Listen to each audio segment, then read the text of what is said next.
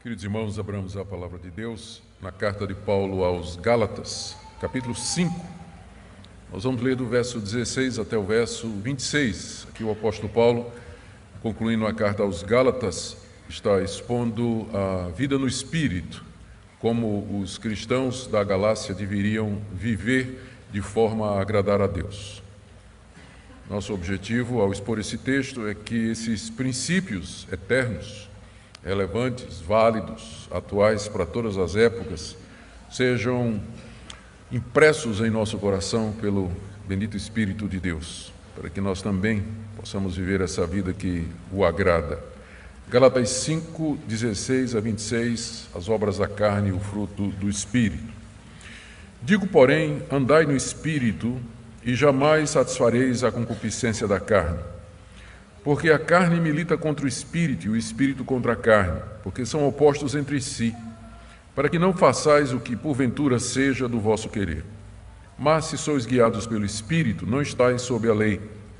Ora, as obras da carne são conhecidas e são prostituição, impureza, lascívia, idolatria, feitiçarias, inimizades, porfias, ciúmes, iras, discórdias, dissensões, facções, invejas, bebedices, glutonarias e coisas semelhantes a estas, a respeito das quais eu vos declaro, como já outrora vos preveni, que não herdarão o reino de Deus os que tais coisas praticam. Mas o fruto do Espírito é amor, alegria, paz, longanimidade, benignidade, bondade, fidelidade, mansidão, domínio próprio. Contra estas coisas não há lei. E os que são de Cristo Jesus crucificaram a carne com suas paixões e concupiscências. Se vivemos no Espírito, andemos também no Espírito. Não nos deixemos possuir de vanglória, provocando uns aos outros, tendo inveja uns dos outros. Até aqui a leitura da palavra de Deus. Vamos orar, queridos, mais uma vez. Ó Pai bendito, diante da Tua palavra, nós pedimos a iluminação do Teu Espírito Santo para a compreensão dela, não somente para entendê-la intelectualmente, mas para compreendê-la salvadoramente, para correção dos nossos caminhos, para edificação da nossa fé, para conforto do nosso coração, tudo de acordo com aquilo que o Senhor sabe que nós precisamos. Nós oramos também por aqueles queridos que nos acompanham, Senhor, pela transmissão online, Tua bênção esteja sobre eles. Abençoa a Tua igreja em todo lugar nessa noite, onde Tua palavra é pregada em verdade. É o que pedimos em nome de Jesus. Amém.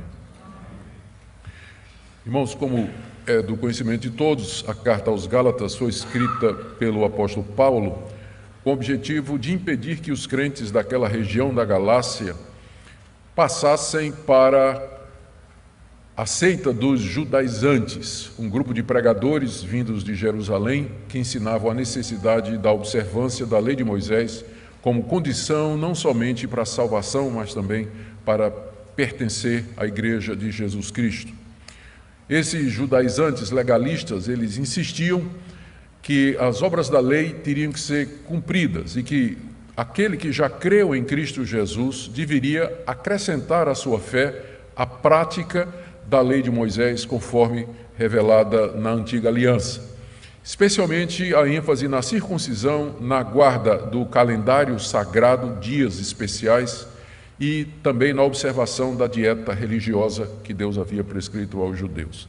Essas três obras da lei eram exigidas como condição para que os crentes da Galácia, na verdade, fossem admitidos à igreja e obtivessem a vida eterna e a entrada no reino de Deus. Era isso que esses pregadores estavam ensinando na região da Galácia. O apóstolo Paulo, não podendo estar presente para enfrentar aquela situação pessoalmente, escreve essa carta para os crentes, para as igrejas daquela região, uma vez que foi ele que plantou aquelas igrejas, pregou ali, começou aquelas igrejas. E aqui nessa carta ele faz talvez a defesa mais apaixonada que nós temos no Novo Testamento, de que nós somos justificados diante de Deus não por obras da lei, mas mediante a fé na obra completa de Cristo Jesus. E Paulo, então, opõe ao sistema legalista daqueles mestres a doutrina da justificação pela graça. O vocabulário que Paulo usa aqui é preciso que nós prestemos atenção para ele, para que nós possamos entender o texto. Para o apóstolo Paulo, tentar se justificar pela lei é a mesma coisa de estar no mundo, estar debaixo da lei e viver na carne. É a mesma coisa. Essas coisas, carne, mundo e lei, pertencem ao mesmo universo. Se você tenta se justificar diante de Deus, observando a lei de Deus, guardando os preceitos da lei, o que vai acontecer é que, em vez de salvação, você verá despertado em você os desejos da carne. A lei provoca a carne, estimula a carne. E como resultado você vai viver como as pessoas do mundo vivem. O efeito é o contrário.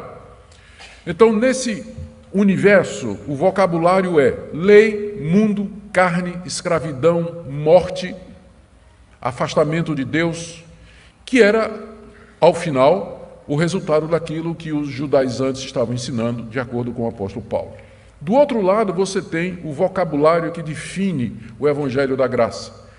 Viver na graça é a mesma coisa de estar livre da lei, vencer a carne, andar no Espírito e experimentar a liberdade que Deus nos deu. São dois sistemas opostos, completamente opostos um ao outro.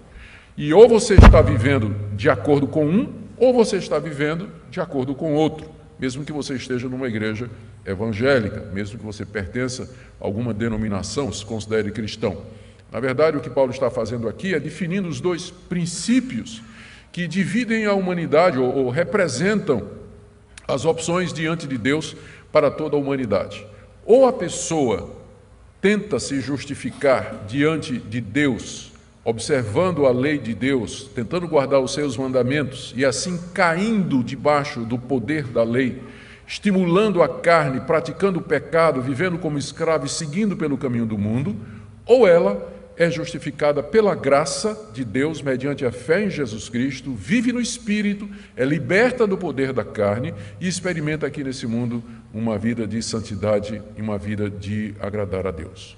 Esse é o ponto aqui do apóstolo Paulo, no final da carta, porque os judaizantes ofereciam esse caminho para os crentes da Galácia.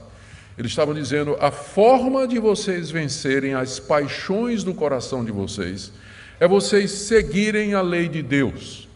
Se vocês observarem os preceitos da lei, a circuncisão, o calendário, a dieta e também a lei moral de Deus resumida nos 10 mandamentos, se vocês fizerem isso, vocês então obterão vitória e controle sobre os desejos carnais. O apóstolo Paulo vai dizer aqui que isso não funciona. E que só tem uma maneira de você vencer as paixões da sua carne, os desejos pecaminosos que brotam no seu coração, que é o que Paulo vai chamar de vida no Espírito, que está ligada à crucificação de Jesus e à sua ressurreição de entre os mortos. Eu creio que é a falta de entendimento a respeito desse caminho que tem feito com que muitos cristãos eles não consigam, aqui nesse mundo, experimentar uma vitória significativa sobre suas paixões. Eles sabem que estão errados, eles reconhecem o erro, reconhecem o pecado, tentam com todas as suas forças subjugar os seus desejos, apenas para se verem derrotados no dia seguinte ou 2 dias depois de terem feito propósitos, tomado resoluções, por aí vai. Enquanto nós não aprendermos o caminho do Espírito, nós não reconheceremos ou experimentaremos alguma vitória significativa sobre a carne, sobre as paixões do nosso coração. Nossa vida vai ser caracterizada pelo peca, confessa, peca, confessa, peca, confessa, cai, levanta, que é evidente não é o padrão cristão que a Bíblia apresenta. A Bíblia apresenta um padrão de vitória consistente sobre o pecado. Não perfeição, mas uma vida onde o pecado é acidental e não nos define. Eu não posso ser conhecido por ser linguarudo, imoral, impuro, desonesto, uma pessoa temperamental que explode, que não tem domínio próprio, que vivo me embriagando, vivo falando mal dos outros. É evidente que não. A Bíblia fala de uma nova vida, fala de uma transformação, de um novo andar, no qual as virtudes cristãs são exibidas e onde aquilo que caracteriza a vida sem Deus é mortificado. Infelizmente, às vezes, a nossa ênfase, nós temos que lembrar que a ênfase que nós damos na Igreja Reformada, a depravação total, tem que ser contrabalanceada pelo ensino a respeito da graça de Deus em Cristo Jesus e o poder do Espírito Santo para nos libertar do domínio do pecado, para que nós não caiamos, primeiro, no extremo de pensar que é normal o crente, quando orar, dizer assim: Deus me perdoa, porque eu vivo pecando em pensamentos, palavras e atos, milhões de pecados. Está alguma coisa errada com você, meu irmão. Como assim que você o tempo todo está pecando por pensamento, palavras e obras? Onde é que isso é o padrão normal na Escritura? Ao contrário, a Bíblia nos ensina uma vida de vitória. É uma vida de vitória. Então, por um lado, a gente tem que evitar, por causa da ênfase na depravação total, a ideia de que o cristão ele vive oprimido, derrotado o tempo todo pelo pecado. E, por outro lado, também evitar o triunfalismo do perfeccionismo, da teologia da glória, uma teologia que ainda persiste no meio evangélico, que ensina que nós podemos chegar a um grau de perfeição absoluto aqui nesse mundo. Não é? A verdade é que a Bíblia ensina a vitória sobre o pecado como sendo o padrão para o cristão, embora essa vitória não é completa e ela não é constante. Infelizmente, aqui e acolá, alguma coisa acontece. Eu ilustro isso sempre com uma experiência que a Minka e eu tivemos quando moramos na África do Sul, e nós fizemos uma viagem saindo lá da cidade de Potchefstroom, no centro da África do Sul, para a cidade do Cabo, que fica no extremo sul do continente. E foi um passeio que nós fizemos de férias, fomos de carro, havia um casal de sul-africanos conosco também, viajando juntos. A viagem foi 5.000 quilômetros no total, somando a quilometragem. E muitos dias abençoados. E quando nós voltamos, eu me lembro que um colega de seminário, que estava fazendo mestrado, o colega me perguntou sobre a viagem, estava interessado e perguntou se nós tivemos algum problema com o carro durante aquela viagem. Eu disse: nós tivemos um pneu furado. Mas o que é um pneu furado em 5.000 quilômetros? Agora, se o pneu furasse a cada 100 metros, alguma coisa estaria errada, não? Então, não estou dizendo que o seu pneu não vai furar. Meu problema é que ele está furando a cada 100 metros. Esse é o problema. A vida cristã que nos é apresentada na Bíblia é uma vida de vitória. Vitória sobre o pecado. Não é perfeição absoluta, mas é uma vitória significativa, que pode ser experimentada e pode ser vivida. E o segredo para isso é viver no Espírito, que é exatamente o que Paulo está ensinando aqui. Então eu quero ver com vocês, em primeiro lugar, o contexto em que Paulo diz estas palavras, tentar explicar aí do verso 13 a 15, que eu deixei fora da leitura, porque faz parte do contexto. Depois, Paulo apresenta o caminho da vitória, que é viver no Espírito Santo, versos 16, 17 e 18. E, para deixar claro o que é que ele está falando, ele descreve o que é viver na carne, debaixo da lei, que vai chamar de obras da carne, do verso 19 a 21, e o que é viver no Espírito e o resultado, que ele vai chamar do fruto do Espírito, de 22 a 24. E ele termina com duas exortações, versos 25 e 26, para que nós vivamos ou apliquemos, que coloquemos em prática isso que a palavra de Deus nos ensina.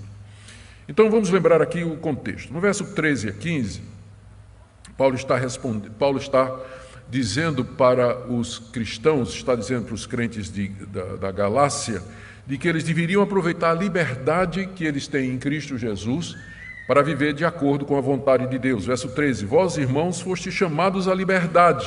Deus nos chamou para isso. A liberdade aqui é a liberdade do domínio do pecado sobre nós. Porém, não useis da liberdade para dar ocasião à carne. Ao experimentar a liberdade que nós temos em Cristo Jesus, alguns cristãos se sentem à vontade, então, para parar de vigiar ou deixar que os desejos carnais se manifestem. Ao contrário, diz o apóstolo Paulo, no final do verso 13, sede servos uns dos outros pelo amor. Eu sou livre de todos e servo de todos, como disse Lutero. O Evangelho me liberta de tudo e de todos, mas ao mesmo tempo me faz servo de todas as pessoas. Eu sou livre, mas eu não vou usar a liberdade para dar ocasião à carne. Eu vou usar essa liberdade para servir as pessoas ao meu redor. E a razão, Paulo diz no verso 14, é porque toda a lei de Deus, todas as exigências de Deus se cumprem num mandamento só. Amarás o teu próximo como a ti mesmo. Quer cumprir a lei? Ama o próximo. Porque quem cumpre a lei, quem ama o seu próximo, cumpre a lei. Agora, verso 15: se vós, porém, vos mordeis e devorais uns aos outros, vede que não sejais mutuamente destruídos. Aqui Paulo está ironizando com a situação dos Gálatas. O sistema legalista de mérito, a teologia do mérito, de que você se justifica diante de Deus pelo que você faz, pelo que você merece, pelo seu esforço, ela provoca esse tipo de coisa. Ela provoca comparação, concorrência e inveja, levando a isso que Paulo chama de morder um ao outro, devorar um ao outro e ser mutuamente destruído. No sistema da graça, onde você sabe que foi salvo pela misericórdia de Deus, você serve a seu irmão. No sistema do mérito, é um devorando o outro, porque o que vale é o mérito, é o valor, é a conquista, é o sucesso. Então, a ironia de Paulo aqui: vocês estão querendo se justificar diante de Deus ou se santificar pela lei, cuidado aí para vocês não se devorarem, né? Ficarem se mordendo, se destruindo mutuamente. Em contraste a isso, aí sim, agora ele introduz no verso 16: digo, porém. O porém aí faz o contraste, né? Em vez de vocês se devorarem, se destruírem, tentando se justificar diante de Deus pela lei ou guardar as obras da lei, Paulo agora introduz o que ele chama de vida no Espírito. Olha a declaração do verso 16: digo, porém, em contraste ao que foi dito, andai no Espírito e jamais satisfareis a concupiscência da carne. Essa é uma declaração bastante radical, não é mesmo? Essa palavra jamais é uma dupla negativa na língua grega. É a maneira mais forte que a língua grega tem de expressar um não. Nunca, jamais. Se você andar no Espírito, você nunca, jamais vai atender ou satisfazer a concupiscência da carne. A palavra concupiscência significa desejo, e ela é sempre usada pejorativamente no Novo Testamento. São desejos maus. Carne aqui é a nossa natureza pecaminosa, a natureza que nós herdamos do pecado original de Adão, nascemos com ela e alimentamos essa natureza toda a nossa vida e ela vai conosco até o nosso último suspiro. É assim que Paulo se refere à nossa natureza pecaminosa, como carne. Esse é o termo que ele vai usar aqui e nós vamos ter que prestar atenção para isso aqui. Nós somos carnais, nós continuamos com a natureza adâmica, ela tem desejos, e o nosso alvo como cristãos é não cumprir esses desejos. E o caminho para isso, Paulo diz, é andar no Espírito. Se você andar no Espírito, você jamais vai satisfazer os desejos carnais do seu coração. Fica evidente, então, que andar no Espírito é a chave da vida cristã, e é o ponto mais importante para nós. Nós precisamos entender o que é isso, porque o que está sendo afirmado aqui é alguma coisa que todo cristão verdadeiro deseja. O cristão verdadeiro, ele odeia o pecado e ele quer viver uma vida de santidade. Mas como fazer isso? Aqui está a resposta do apóstolo Paulo: você tem que andar no Espírito. Andar no Espírito significa andar guiado pelo Espírito, andar pelo poder do Espírito Santo, andar à luz da sua iluminação, do seu conforto e na força do poder do Espírito Santo. Paulo, na carta, antes, nos capítulos anteriores, ele já tinha dito que Deus nos concede o seu Espírito Santo quando nós nos arrependemos e nós cremos no Senhor Jesus Cristo. O Espírito Santo é a dádiva de Deus para o seu povo. É pelo Espírito de Deus que os benefícios da morte de Cristo e da sua ressurreição chegam até nós. O Espírito aplica em nós a obra redentora de Cristo. Então, todo cristão, por definição, ele já tem o Espírito Santo, desde o momento em que ele foi regenerado, que ele nasceu de novo, que ele creu no Senhor Jesus, ele recebeu o Espírito Santo da parte de Deus para que ele possa viver nesse mundo de acordo com a sua vocação, de acordo com o seu chamado santo. Por isso nós devemos andar nesse Espírito. Ele já está em nós, mas nós devemos andar. Andar aqui significa viver à luz da sua influência, debaixo do seu poder, seguindo a sua orientação, que nos chega todo dia pela nossa consciência, pela leitura da palavra de Deus, pelas circunstâncias, enfim, pelos métodos infinitos e recursos infindáveis que Deus tem ao seu dispor para nos fazer saber isto aqui. Promessa maravilhosa: ande no Espírito e você jamais vai cumprir os desejos da carne. E a razão pela qual você precisa andar no Espírito está no verso 17. Porque a carne, a sua natureza pecaminosa, milita contra o espírito. O vocabulário aqui é tirado do campo de guerra. Militar significa você entrar numa guerra, você fazer guerra contra alguma coisa. A carne, a minha natureza pecaminosa, ela está em guerra com as coisas de Deus. Eu sou carnal, inclinado ao mal. Deus me deu o seu Espírito Santo. Só que esse Espírito Santo não é bem-vindo pela minha natureza pecaminosa. Minha natureza pecaminosa se levanta contra a ação do Espírito Santo e sua influência na minha vida. E inicia uma guerra.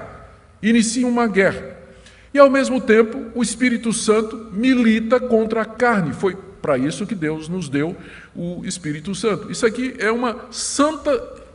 é a bipolaridade cristã. O cristão é meio que bipolar. Ele é carnal, ele tem a natureza carnal, mas ao mesmo tempo ele recebeu de Deus o Espírito Santo. E há uma luta travada no seu coração, que é uma luta diária, uma luta constante. Ele não consegue fazer o bem sem luta e ao mesmo tempo não consegue fazer o mal sem a consciência pesada. O seu coração é um campo de batalha onde estes poderes se enfrentam diariamente. O espírito militando contra a carne e a carne militando contra o espírito. Para que não façais o que porventura seja do vosso querer. Tchau, livre-arbítrio. Verso 17. Para que não façais o que porventura seja do vosso querer. Ou seja, meu arbítrio não é livre. Ou eu estou guiado pelo Espírito Santo, influenciado pelo Espírito Santo, ou de alguma forma pela minha natureza carnal. Você não é neutro. Você não pode decidir assim, simplesmente isento desse combate que está havendo no seu coração. É por isso que você precisa andar no Espírito Santo, porque por você mesmo você não vai vencer essa batalha. Então, o verso 17 é a explicação do verso 16. No verso 16 ele diz: você ande no Espírito para poder vencer a concupiscência da carne. Por que eu preciso do Espírito Santo para isso? Porque tem uma guerra e você não faz o que você quer. A sua vontade é fraca, o seu arbítrio é contaminado, a sua decisão é passageira, seu conhecimento é provisório. Se o Espírito de Deus não lhe socorrer, você vai perder essa luta. Então, o nosso arbítrio, fazer o que nós queremos, ele está contaminado, ele está enfraquecido pela carne. E se nós formos depender, então, da nossa decisão, da nossa vontade, do nosso esforço, nós vamos perder toda a escaramuça que nós tivermos com as paixões e os desejos carnais. Por isso, nós precisamos do poder do Espírito Santo, que é exatamente o que Paulo volta a dizer no verso 18. Você não pode fazer o que você quer, né, no final do verso 17, para que não façais o que porventura seja do vosso querer, mas se sois guiados pelo Espírito, que é a mesma coisa de andar no Espírito, se vocês são guiados pelo Espírito Santo, vocês não estão sob a lei. Aí você me pergunta, o que é que tem lei a ver com isso? Lembra o que eu disse no início? Faz parte do vocabulário. Andar na carne ou estar debaixo da lei é a mesma coisa. Estão ligados. A lei e a carne estão ligados. Então, andar na carne e viver debaixo da lei, no vocabulário de Paulo, define a mesma experiência. Se você é guiado pelo Espírito, você não está debaixo da lei, ou seja, você não está debaixo da escravidão dos desejos carnais que são condenados pela lei. Você vai experimentar a verdadeira liberdade quando você anda no Espírito Santo, quando você é guiado pelo Espírito Santo. A essa altura é bom a gente perguntar de que maneira o Espírito Santo nos guia. Eu ia deixar isso para a parte final, mas a gente pode já adiantar aqui. O Espírito Santo nos guia diariamente através daquilo que em teologia nós chamamos os meios de graça. São os meios pelos quais a graça de Deus necessária para nós se manifesta em nossa vida. Quais são eles? Primeiro e acima de todos, a palavra de Deus. A palavra escrita de Deus. A sua revelação inspirada que está registrada nas páginas do Antigo e do Novo Testamento e que são usadas pelo Espírito Santo para me fortalecer, esclarecer, iluminar, me defender e rejeitar o erro. Então, leitura da palavra, meditação na palavra de Deus, encher minha mente da palavra de Deus e do ensino da Escritura. Uma vida de oração, de estar na presença de Deus, de pedir a Deus, de clamar a Deus e dizer a Deus, Deus, eu quero vitória. Eu não quero continuar escravo do meu temperamento. Não quero continuar escravo da imoralidade. Não quero continuar escravo dessas paixões que estão no meu coração. Ele vai descrever essas paixões daqui a pouco. Aí você vai se ver nelas, tenho certeza. Eu não quero viver dessa maneira.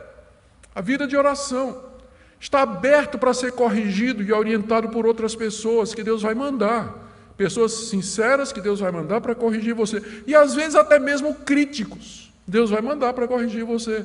Então, tudo isso é a maneira do Espírito Santo nos guiar e nos fortalecer para que nós possamos vencer os desejos da nossa natureza carnal. Então, está aqui o primeiro ponto do apóstolo Paulo. Existe uma vida de vitória em que você não cumpre o desejo da carne, mas essa vida é vivida no poder do Espírito Santo. Você precisa dele, porque há uma guerra travada no seu coração. A sua vontade é contaminada, seu arbítrio é fraco, e se o Espírito de Deus não guiar você, se ele não conduzir você, você vai viver uma vida de pecado, de morte, debaixo da lei, de condenação e de culpa. Para que não fique dúvida do que é que ele está falando, o apóstolo Paulo descreve do verso 19 até o verso 21, as obras da carne, ou seja, o que é que a carne na verdade produz. Porque ele está falando até agora teoricamente, falou de carne, mas agora ele então exemplifica. O que é que ele quer dizer com isso? Quando ele fala de carne, ele está falando das manifestações pecaminosas da nossa natureza. Nós temos uma natureza pecaminosa e ela se manifesta. E quando ela se manifesta, ela adquire essa conotação que está aqui nessa lista. A lista pode ser dividida em 4 categorias. Primeira, pecados de natureza sexual. Verso 19. Ora, as obras da carne são conhecidas. Paulo está dizendo, eu estou dizendo isso aqui porque eu preciso dizer, mas todo mundo sabe o que é obra da carne. Todo mundo sabe, por exemplo, que prostituição, impureza e lascívia, isso não é de Deus. Isso procede da nossa natureza pecaminosa. As primeiras obras, elas têm a ver com a sexualidade humana. Prostituição, impureza sexual e lascívia, a cobiça, o desejo sexual desenfreado no tempo errado, pela pessoa errada e no modo errado. É interessante que, não só aqui, mas nas demais listas de pecados do Novo Testamento, geralmente os pecados da área sexual encabeçam. Eles vêm logo primeiro. E eu creio que a razão é que foi talvez a área mais afetada lá no Jardim do Éden. Porque a primeira coisa que Deus fez depois que o primeiro casal caiu foi cobri-los, porque eles tinham vergonha de si mesmos, já apontando para o terrível estrago que o pecado faria na área sexual. Estas coisas são conhecidas, não adianta, não tem justificativa para elas. Prostituição, impureza, lascívia, e a gente pode botar aqui fornicação, adultério, todos os pecados na área sexual. É sobejamente conhecido que isso não procede de Deus e que isso é fruto da nossa natureza caída, por mais que a cultura queira dizer, por mais que a sociedade queira dizer que isso é uma coisa normal, que é natural você viver indo para a cama com seu namorado, ficar com seu namorado, trair sua mulher, trair seu esposo, ficar vendo pornografia, a homossexualidade, a prática da homoafetividade. Por mais que a sociedade queira dizer isso, a Bíblia vai continuar dizendo isso é obra da carne, isso é resultado da natureza decaída do homem, isso é conhecido. O pessoal é que tenta fechar os olhos, tenta fazer de conta que não é, tenta dizer que não é, mas a verdade de Deus permanece e tem esse fundamento. Isso é obra da carne. Elas são conhecidas, todo mundo sabe disso. O que existe é uma sociedade que quer cauterizar a consciência e quer poder praticar essas coisas com a consciência tranquila. Mas enquanto a palavra de Deus prevalecer e a verdade existir, isso aqui tem que ser chamado pelo nome que é. É obra da carne mesmo. Prostituição, impureza, lascívia, adultério, fornicação, prática homossexual e bestialismo, enfim. É tanta coisa que a gente nem sabe como vai terminar a lista. A segunda parte da lista é composta de pecados de natureza religiosa. Idolatria e feitiçaria. Idolatria é toda aquela religião que elege ou coloca outro Deus que não seja o Deus de Israel revelado em Cristo Jesus. É todo aquele sistema religioso que se curva diante de divindades que foram criadas pela imaginação humana, inventada pelo artifício humano, Paulo aqui se refere, não faltava referência aqui, às religiões da sua época. No mundo greco-romano havia as religiões de mistério importadas da Frígia, da Mesopotâmia, com rituais secretos. Havia a religião grega oficial, baseada nos escritos de Homero, a Ilíada e a Odisseia. Havia a religião romana oficial, que era o culto do imperador. Havia a religião que vinha do Egito, que incluía a adoração do faraó e todo aquele panteão de animais que eram deificados na mitologia egípcia. O mundo de Paulo, o mundo do Novo Testamento, era um mundo cheio de religiões. Era um mundo extremamente religioso. E Paulo diz, isso é idolatria, isso é fruto da carne. Porque alguém poderia pensar, mas são pessoas que não conhecem a Deus e na sua sinceridade elas estão querendo chegar a Deus. Toda religião que não é baseada na revelação de Deus em Cristo Jesus é idolatria. Não existe inocente aqui. Não existe religião inocente, de pessoas inocentes que estão querendo fazer o seu melhor para alcançar a Deus. Paulo diz que é obra da carne, a idolatria, a adoração de ídolos e de outros deuses é obra da carne. É obra da carne. Mesma coisa a feitiçaria, é outro tipo de, ou está associada à idolatria, que geralmente toda religião idólatra, ela se miscui com o oculto, a procura dos poderes que estão por detrás das forças da natureza, do animismo, por exemplo, o panteísmo, tudo isso tem a ver com o ocultismo que Paulo resume aqui com a palavra feitiçaria. É uma palavra muito interessante, a palavra feitiçaria aqui, vem da palavra grega pharmakos, de onde vem a nossa palavra farmácia, porque o feiticeiro era o cara que mexia com drogas, mexia com poções. Então a feitiçaria envolvia manipulação de coisas, de líquidos, de receitas, com o fim de levar a pessoa a transe. E aqui você tem a razão, a Bíblia não fala contra drogas diretamente, mas fala indiretamente, porque está dentro do termo feitiçaria. Dentro do termo feitiçaria. Então, muito comum na época do apóstolo Paulo, ele diz, é obra da carne. Isso não é coisa do Espírito, não tem como justificar o uso da maconha. É obra da carne mesmo, é coisa de feiticeiro, é poção mágica, vamos dizer assim, né? Para você se sentir melhor, não é? Não tem como justificar, é obra da carne. Depois ele fala sobre, a próxima seção dessa lista aí, tem a ver com pecados interpessoais de relacionamento, que eu vou tratar de uma forma só. Ele fala de inimizades, porfias, ciúmes, iras, discórdias, dissensões, facções e invejas. É a categoria que tem mais pecados aqui, não é? Ele fala aqui, são quantos? Inimizade, porfia, ciúme, ira, discórdia, dissensão, facção e inveja. 8! Da lista, 8 tem a ver com relacionamentos. Então, estas coisas aqui, como inimizades, é obra da carne. Não tem como você justificar, irmão. Não tem. Não, eu sou inimigo dele porque ele me fez mal. Não quero nem falar com ele. Deletei do meu Facebook. Bloqueei o cara. Tá. Bom, tem uns cabeça de vento imbecis que a gente tem que bloquear mesmo. Não tem jeito. Mas eu quis só dar um exemplo de que você não tem como justificar a inimizade com o irmão em Cristo Jesus, pelo menos, ou com outras pessoas. Sempre a carne está envolvida com isso. Sempre a carne está envolvida. É obra da carne. Vem inimizade, porfias, ciúmes, iras. Não tem como justificar. É obra da carne. O apóstolo Paulo está claro aqui. Dissensões, facções, que divide as pessoas, né, formando grupos, invejas. Tudo isso é obra da carne. Por isso que Paulo começou dizendo, é conhecido, não tem como justificar. Não tenta justificar isso aqui, meu irmão, na sua vida, porque é conhecidamente coisa da nossa natureza pecaminosa. As obras da carne são conhecidas.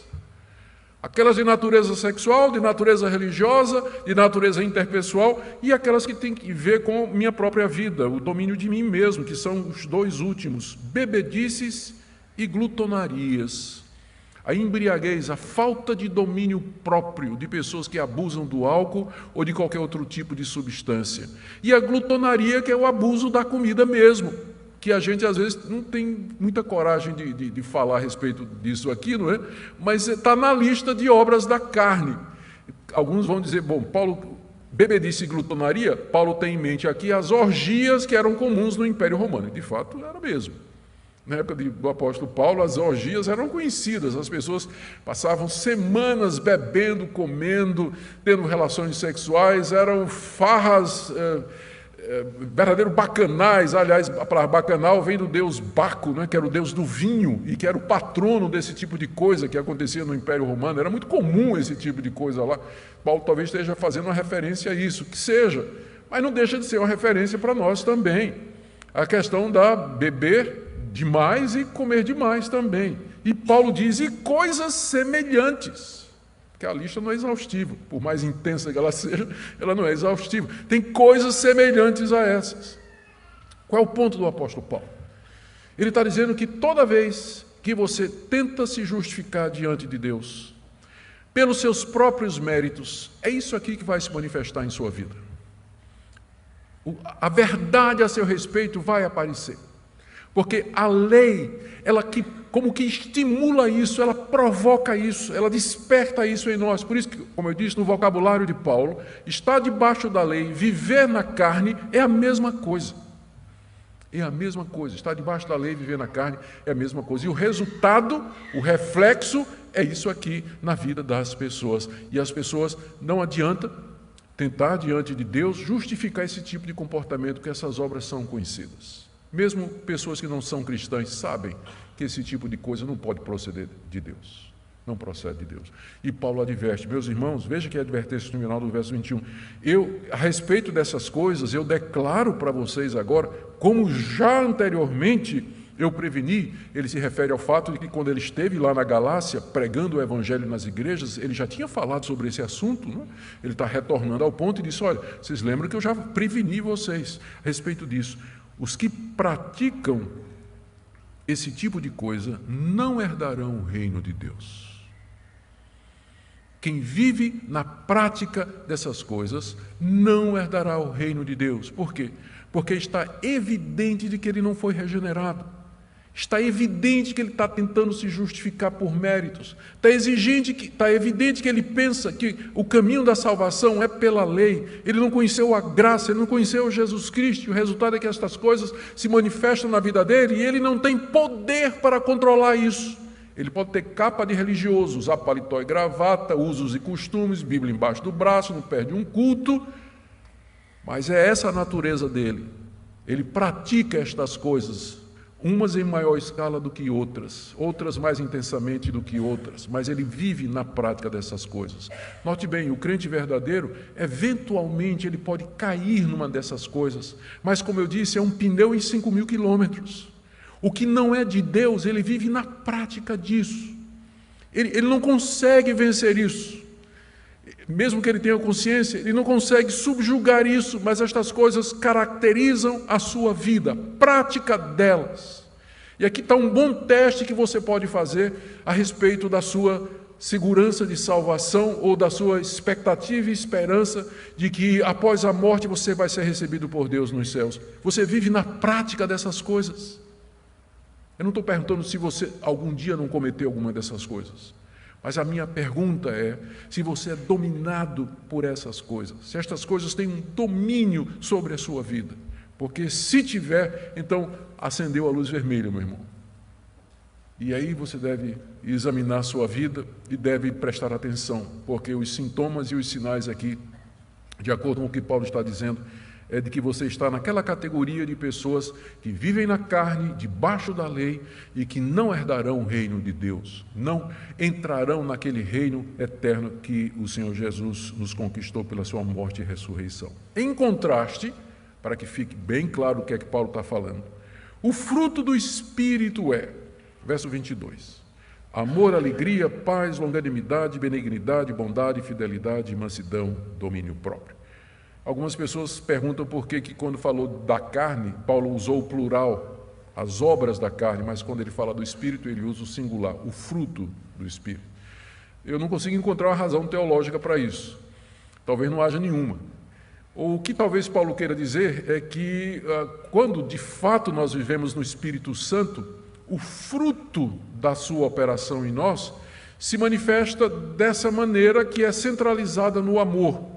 O fruto do Espírito é amor, aí vem alegria, que é amor exultante, paz, que é amor em tranquilidade, longanimidade, que é o amor em espera, benignidade, que é o amor fazendo bem, bondade, mesma coisa, fidelidade, o amor cumprindo a sua palavra, mansidão, o amor resistindo ao mal, domínio próprio, o amor controlando toda a minha vida. Alguns vão dizer que essa é a melhor interpretação. É um fruto só, é o amor, que se manifesta de todas estas maneiras. Se o Espírito Santo guia a minha vida, o fruto que vai aparecer é o amor, e ele se manifesta através da alegria, da paz, da longanimidade, benignidade, bondade, fidelidade, mansidão e o último de todos, domínio próprio, que é poder sobre o seu próprio eu. É literalmente isso que a palavra grega significa, enkrateia, domínio sobre o meu eu ter domínio sobre o meu eu, que resume tudo.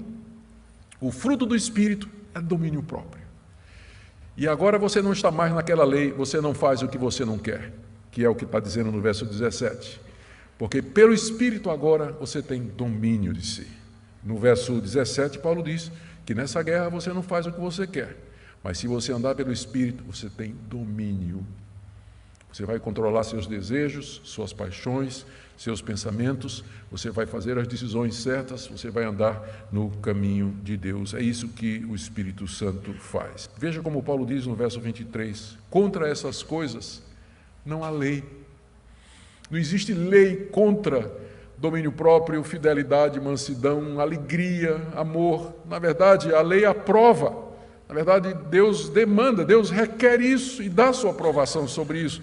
Portanto, se eu estou andando no Espírito Santo, eu não estou mais debaixo da condenação da lei, porque não há lei contra estas coisas. Contra essas coisas não há lei. Lembra do universo de palavras, andar no Espírito, estar livre da lei. É a mesma coisa. E a base para isso, verso 24. Os que são de Cristo Jesus crucificaram a carne com suas paixões e concupiscências. Aqui está a base implícita do que Paulo vem dizendo e que só agora ele torna evidente. Com que base ou com que poder o Espírito de Deus pode me levar a vencer a carne que há em mim? A resposta é que ele aplica em mim os benefícios da morte de Cristo. Os que são de Cristo já crucificaram a carne com suas paixões e concupiscências. Você é cristão? Então saiba que sua carne, ela já foi crucificada com Cristo Jesus. Quando Cristo morreu naquela cruz, ele não estava apenas morrendo pelos seus pecados, para tirar a culpa dos seus pecados, mas ele estava crucificando com ele o seu pecado. A sua natureza pecaminosa foi pregada naquela cruz juntamente com Jesus Cristo. E é daí que vem o poder diário para você vencer as paixões pecaminosas. E é essa obra do Espírito Santo, ele aplica ao coração do crente a cruz de Cristo, não somente o sangue para nos tirar a culpa, mas a cruz para nos dar a vitória, para que nós possamos, livres do domínio da carne, viver de acordo com a palavra de Deus, produzindo esse fruto que está descrito aqui nos versos 22 e no verso 23. Os que são de Cristo já crucificaram. Então, a boa notícia para você, você não precisa mais crucificar a sua velha natureza. Primeiro, porque você nunca vai conseguir. Segundo, porque Deus já fez em Cristo. É esse o Evangelho. É esse o Evangelho que, às vezes, as pessoas não percebem. Quando pensam em Evangelho, eles pensam somente, Cristo morreu para me salvar da culpa do meu pecado. Isso é somente parte da verdade, porque Cristo morreu para livrar você também do domínio do pecado e, finalmente, da presença do pecado na ressurreição dos mortos. A obra de Cristo é muito mais extensa do que nós imaginamos. Então, muitos evangélicos, muitos membros de igreja se contentam com isso. Cristo morreu na cruz para tirar a culpa dos meus pecados. Louvado seja Deus, não é? Isso aí já é a base de tudo. Mas eu quero dizer nessa noite que tem mais. Ele morreu na cruz não somente para livrar você da culpa do pecado, mas para livrar você do poder do pecado. Ele derramou sangue pela culpa e a cruz é para o velho homem, a velha natureza. Os que são de Cristo já crucificaram a carne com suas paixões e concupiscências. Pastor, como é que eu experimento isso? Eu quero isso.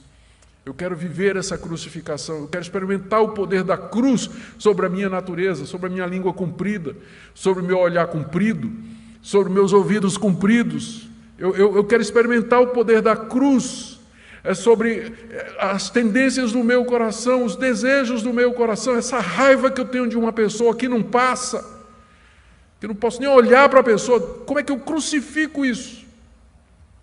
Resposta nas duas aplicações de Paulo, verso 25 a 26. Primeiro, se vivemos no Espírito, andemos também no Espírito. Aqui Paulo está nos chamando à prática. Torne prática e verdadeira a sua declaração. Se você diz que vive no Espírito, que é equivalente a dizer eu sou crente, eu sou cristão, então se você é cristão, viva como cristão. Se vivemos no Espírito, andemos também no Espírito. Se você declara que vive no Espírito Santo, ou que você é de Cristo, que é a mesma coisa, então ande também assim. Coloque em prática isso. E aí a pergunta é, como é que eu faço isso, pastor? Como é que eu faço isso? Já começa aí no verso 26. Primeiro, não se deixe possuir de vanglória, provocando uns aos outros, tendo inveja uns dos outros. Paulo aqui está voltando àquele tema que se você quiser se justificar ou vencer através da lei, o que vai ter é concorrência, inveja, competição, quem é maior, provocação uns aos outros. Então, primeiro, desista de você. Você não vai conseguir por você mesmo. Em seguida, você deve, isso está dentro do tema de andar no Espírito, eu tinha adiantado para vocês, eu disse que eu ia adiantar, você deve então usar os meios de graça que Deus nos deu para que você possa viver essa plenitude do Espírito Santo. Comece com arrependimento e confissão. Deus, eu vi aqui nessa passagem hoje à noite, que de fato eu estou sob o domínio da carne. Eu sou dominado pelo ciúme, pela ira, pela impureza, pela lascívia, pela dissensão.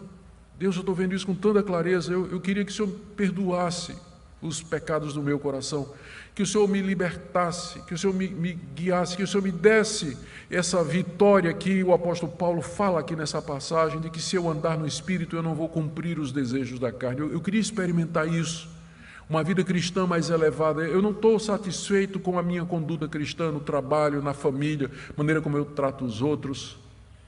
Então você pode começar com arrependimento e confissão.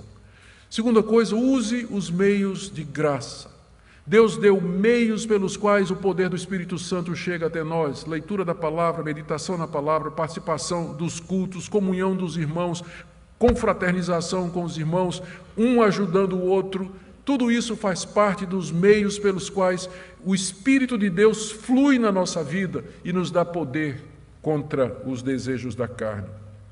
Por último, ore mesmo, clame a Deus e diga: Deus, eu não quero envergonhar o Teu nome, não quero continuar vivendo como se estivesse na carne.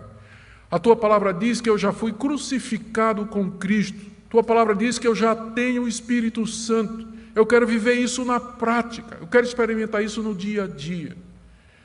E eu tenho certeza, queridos, que essa é a oração, é uma das orações que Deus mais tem prazer em responder.